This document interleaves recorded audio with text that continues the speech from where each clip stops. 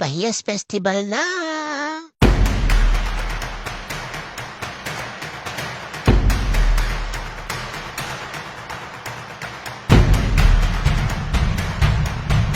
Dito nga sa Quezon ay isang Pahiyas Festival sa pinakamasaya at makulay na piyesta dito sa Quezon. At kung taga rito ka nga ay talagang kilalang kilala mo na to. Ano nga pare? What? Kapag nga po nagori kayo dito sa Lokban, ay talagang busog na busog ang mga mata nyo sa makukulay at matitingkad na pahiyas sa mga bahay dito. Alam niyo ba na halos 500 kabahay ang nagpahiyas ngayong taon? Talaga namang todo effort ang mga tao dito dahil ang pagpapahiyas sa isang buong kabahayan ay talagang napakamabusisi ng bawat proseso. Hindi naman masasayang ang kanilang pinagpagural at budget na inila dito. Dahil may nakalaan naman talaga pa premyo sa mananalo. Ang Pahiyas Festival nga po pala ay inspired kay San Isidro Labrador, kung saan isa-isang kasasalamat sa masaganang ani ng bayan ng Lokban. Inagapan na nga din po pala namin ang pagpunta dito sa Pahiyas Festival, kaya naman naubutan pa namin ang 2 kas ng unang hirit. Siyempre hindi na namin pinalampas ang pagkakataon kaya nagpa-picture na din kami.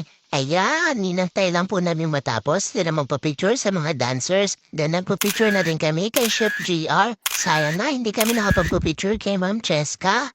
At pagkatapos na namin mag-picture sa 2 UH barkada, ay may nakita kaming 2 best friend. Grabe, ang lalaki nila.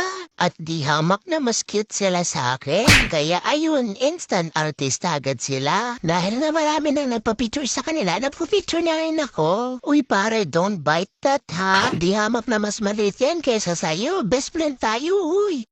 Okay, balik na ulit tayo sa pamamasyal dahil na hindi pa natin nauuli ang daang kabahay ay nagpauli-uli na naman tayo bago umuwi. Sa pag-uuli na dito ay madami kayong makikita mga paninda kaya huwag kayong magsasama ng bata dahil talagang mabubudol kayo.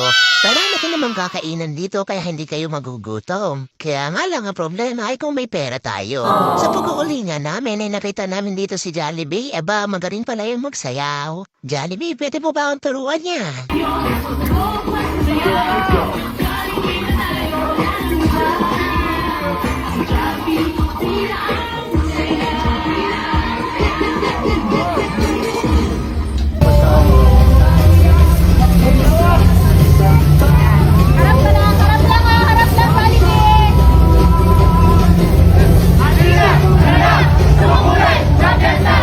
Manong Kalabaw, pwede ba akong pasakay? Ako'y namamagod na pag-uuli eh.